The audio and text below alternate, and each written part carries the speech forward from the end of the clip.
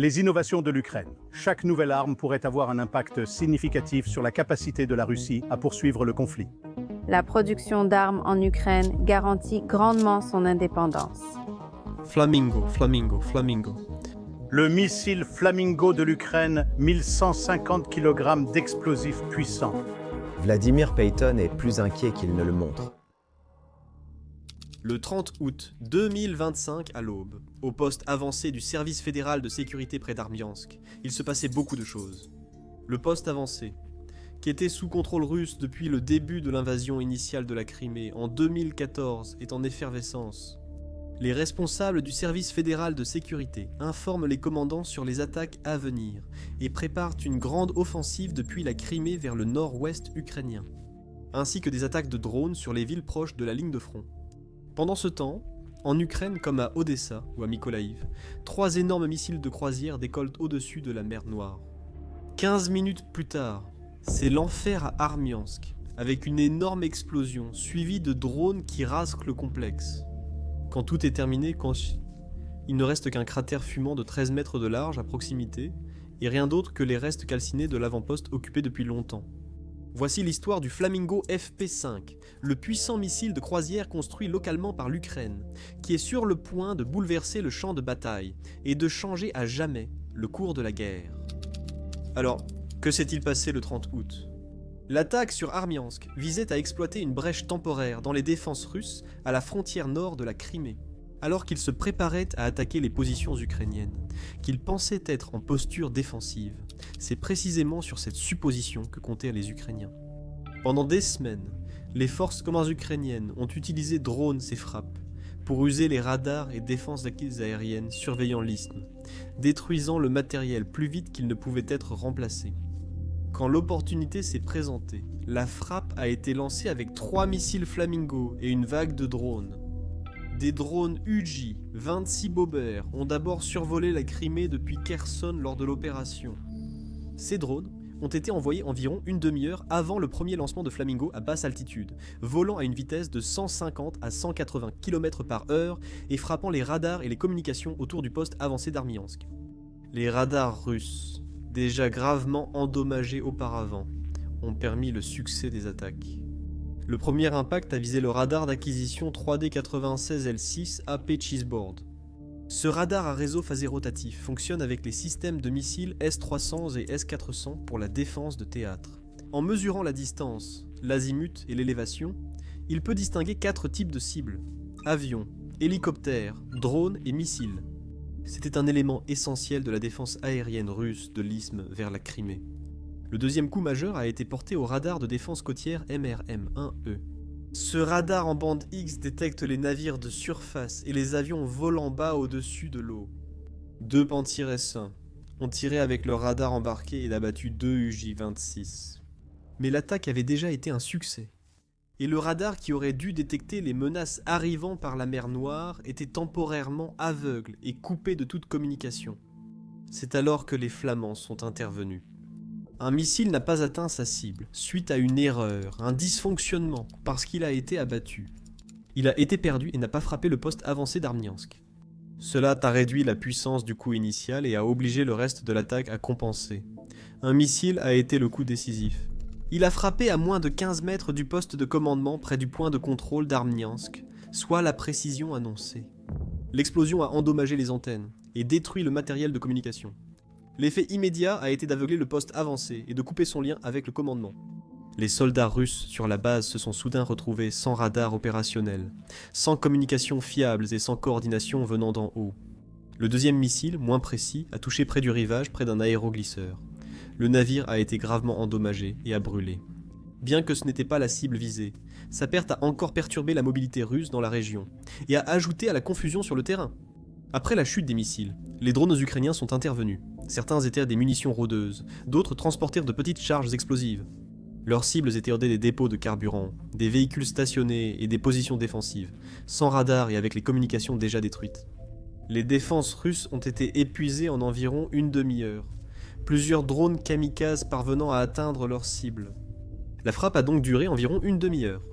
Plusieurs radars et le poste de commandement ont été détruits, un aéroglisseur hors service, ainsi qu'une grande partie du poste de contrôle d'Armianisk. En feu, les véhicules abandonnés, munitions et carburant perdus, la garnison survivante sans vision ni coordination.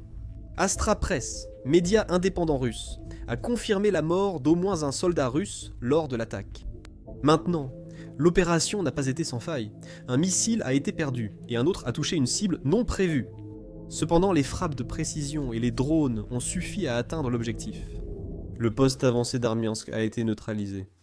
Les Russes se sont retrouvés aveugles au nord, leur défense sur l'isthme brisée et leur surveillance des accès à la Crimée fortement perturbée. Alors, quelles armes ont-ils utilisées pour réussir tout cela? Le FP-5, Flamand Rose, est le nouveau missile de croisière lancé d'Ukraine, conçu par la société Firepoint, déjà connue pour ses drones FP, un longue portée, et FP, 2 moyennes portées. Sans expérience en défense ou drone, les fondateurs, amis issus de la construction, des jeux vidéo et de l'architecture, ont créé l'entreprise. Mais ils ont vu un besoin, et ont fondé l'une des entreprises de défense les plus innovantes au monde, la FP1. Le projet initial couvre 1600 km et représente 60% des frappes visant des cibles stratégiques en Russie, telles que raffineries et dépôts de munitions. Leur nouveau projet, le FP, 5 Flamand Rose, semble avoir des effets similaires sur le cours de la guerre. Révélé publiquement le 17 août 2025, comme le FP1, il vise à étendre la portée de l'Ukraine en Russie. Le missile Flamingo mesure environ 12 à 14 mètres de long et 6 mètres d'envergure. Il a un poids maximal au décollage d'environ 6000 kg et est équipé d'une ogive de 1150 kg. Il s'agit sans doute d'une bombe américaine Mark 84 à usage général ou d'une bombe Live Unit 109 B anti-bunker réutilisée. Sa puissance explosive est environ 2 fois supérieure à celle du Tomahawk Block 5 actuel. Le missile, doté d'un propulseur à carburant solide, atteint une vitesse de croisière de 850 à 900 km/h. Ensuite, le propulseur se détache, laissant son turboréacteur, Evchenko AI-25, l'emmener jusqu'à sa destination à une vitesse maximale de 950 km/h. Sa portée atteint 3000 km, soit le double du Tomahawk, permettant d'atteindre en profondeur le territoire russe et ses infrastructures pétrolières sans défense. Contrairement aux systèmes occidentaux, utilisant un guidage complexe par correspondance du relief, le Flamingo combine système de positionnement global, système mondial de navigation par satellite et navigation inertielle, atteignant une précision d'environ 14 mètres. Erreur circulaire probable, ou erreur circulaire probable. Le fabricant estime que 600 missiles Flamingo sont tirés vers une cible, 50 tomberont en moyenne à moins de 14 mètres de l'objectif. On s'attend à ce que 93 tombent à moins de 28 mètres de leur objectif, tandis que les 7 restants tomberaient en dehors de ce rayon de 28 mètres. Il est donc moins précis que le Tomahawk Block 5, dont le 5 mètres, mais entre les améliorations qui peuvent être apportées au fur et à mesure de son utilisation et l'ogive massive, le Flamingo n'est pas mal du tout. La conception du missile présente une aile droite fixe, avec le turboréacteur monté au-dessus du fuselage. En le voyant, j'ai immédiatement noté sa ressemblance avec la bombe volante allemande V1 de la Seconde Guerre mondiale. Il ressemble aussi au drone de reconnaissance soviétique TU-141 et TU-143 construit en Ukraine, dont nous avons déjà parlé sur la chaîne. Le fuselage est fait de matériaux compositaux transparents au radar, tandis que la nacelle moteur, en métal, résiste aux hautes températures du turboréacteur. Firepoint a lancé le développement du missile Flamingo à la suite de l'invasion russe à grande échelle de l'Ukraine en 2022. Le missile semble également être commercialisé sous le nom de Groupe Milanian FP5, qui a été présenté lors de l'exposition et conférence internationale de la défense 2025, International Defense Exhibition, en février. Le missile a été dévoilé en Ukraine le 17 août 2025 lors d'un essai dans une installation secrète au sud du pays. Le président Zelensky a annoncé peu après le début de la production de Syrie. Firepoint fabrique actuellement un missile par jour et prévoit d'atteindre 210 par mois d'ici octobre 2025. Cela semble formidable, mais ma question est, puisque ce missile de près de 7 tonnes utilise les mêmes moteurs que les petits avions et chasseurs, d'où viendront 210 moteurs par mois? Je ne pense pas que le fabricant soit malhonnête lorsqu'il avance ces chiffres, mais c'est une énorme fusée qui nécessite de gros moteurs.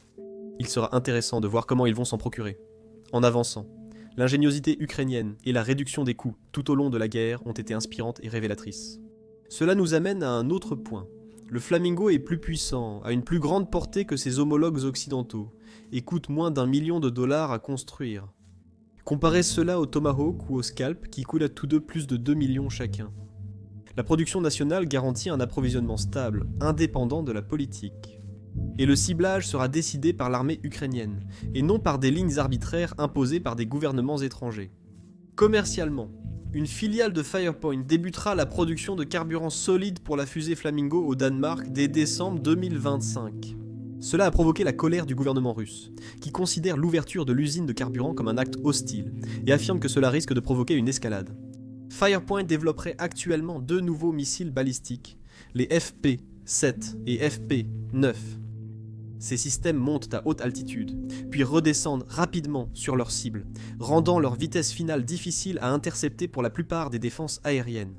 Le FP-7 est un missile balistique de portée moyenne, avec une portée opérationnelle allant jusqu'à 200 km, tandis que le FP-9 est un missile balistique de portée stratégique, qui devrait être capable de frapper des cibles jusqu'à 855 km de distance. Aux côtés du FP, 5 flamands, lors de la mission visant à détruire le poste de commandement d'Armiansk, se trouvait l'UJ-26. Bober signifie castor en ukrainien.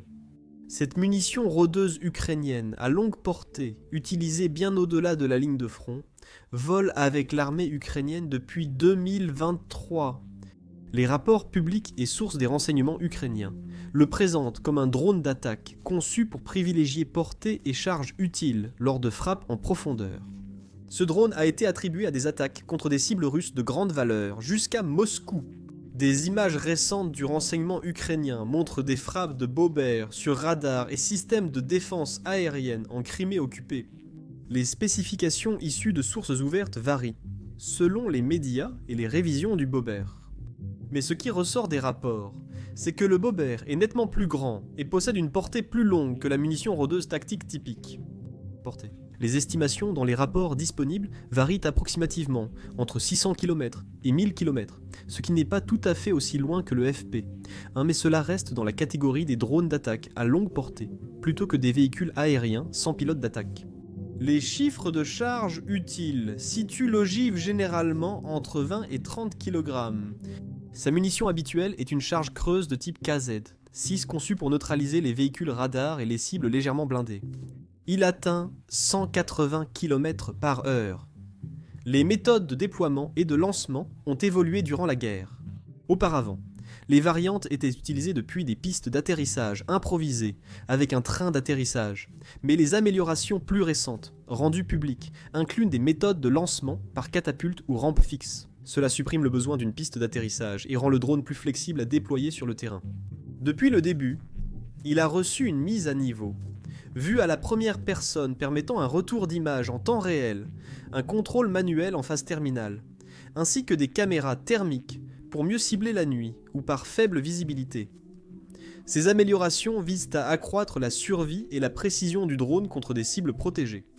Les images montrent que différentes variantes de Bober servent à des attaques stratégiques en profondeur et contre la logistique russe, comme lors de l'attaque contre la station-service fédérale de sécurité d'Armiansk.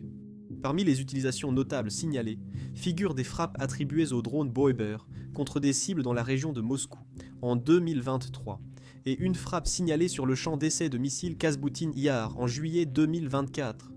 Les autorités russes ont admis des tentatives d'interception, tandis que les médias et renseignements ukrainiens, mi-2025, ont diffusé des images de Bober et affirmé des frappes réussies sur des systèmes en Crimée occupée. Concernant le coût de production, depuis 2023, la plateforme est passée de petites séries à une production à plus grande échelle dans l'industrie nationale ukrainienne. Le coût approximatif du système est de 110 000 $ par drone, ce qui peut sembler élevé. Il faut rappeler le coût élevé des systèmes russes. Il peut menacer, tout comme le coût des autres munitions ukrainiennes et occidentales. Et même s'il est efficace tout seul, lorsqu'il est associé à un système comme le Flamingo, sa capacité à infliger des dégâts est énormément multipliée. Avec des armes comme celle-ci, la Crimée, qui était largement considérée comme un bastion russe protégé pendant des années, après 2014 devient une cible légitime. L'idée qu'elle soit intouchable commence à changer à mesure que l'Ukraine exerce une pression constante sur les capteurs, le réseau de commandement et la logistique qui sous-tendent le contrôle russe. À mesure que des frappes longue portée rejoignent l'arsenal ukrainien. Ce changement n'est pas un événement unique, comme la frappe sur Flamingo, mais le résultat d'opérations répétées, qui ont dégradé la conscience de la situation et forcé la Russie à réaffecter des ressources défensives rares. La première preuve visible de ce changement a eu lieu en septembre 2023, quand l'Ukraine a frappé le quartier général de la flotte russe de la mer Noire à Sébastopol avec des missiles Storm Shadow et Scalp. Un missile sur 5 a atteint le quartier général grâce à la défense aérienne russe.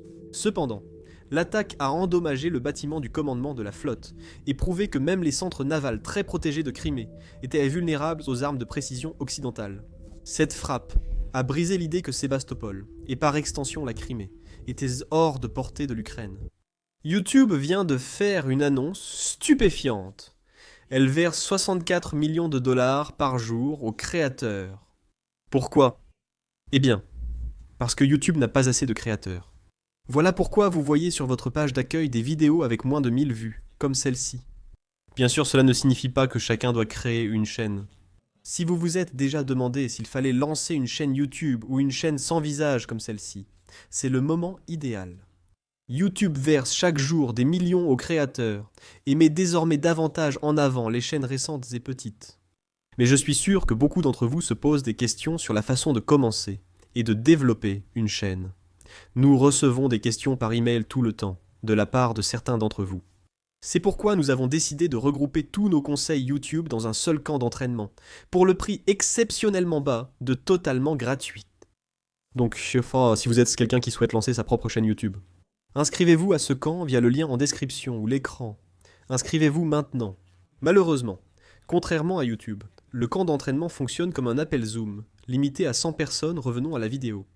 Plus importantes que les attaques de première ligne furent les frappes systématiques contre les radars et l'infrastructure de commandement local, entamées en 2023 et poursuivies en 2024, 2025. Plusieurs stations radars et capteurs de surveillance côtière ont été attaqués, et dans certains cas, détruits.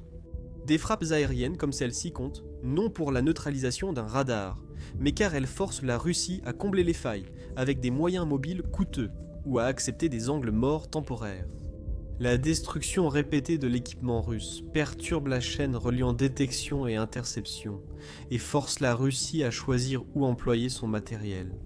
S'ils veulent surveiller la Crimée, ils doivent encore réduire la couverture radar plus au nord.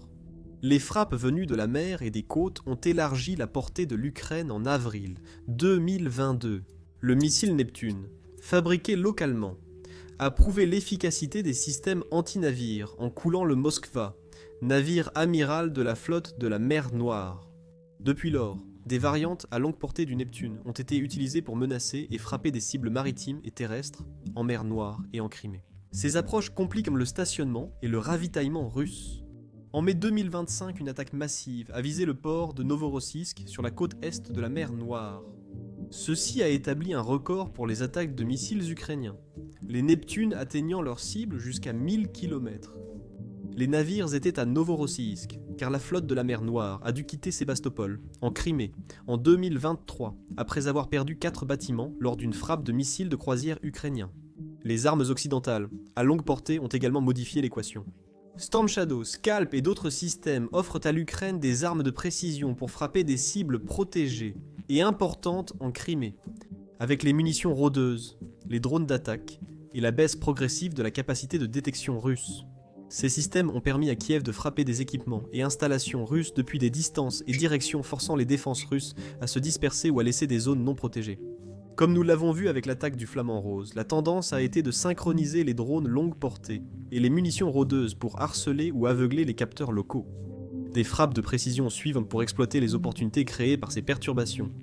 Et si des frappes de missiles longue portée menacent en même temps la défense, le commandement, la logistique et la flotte russe, la Russie doit reconstruire ses réseaux fixes, se redéployer avec du matériel mobile ou accepter de perdre hommes et matériel sur la péninsule.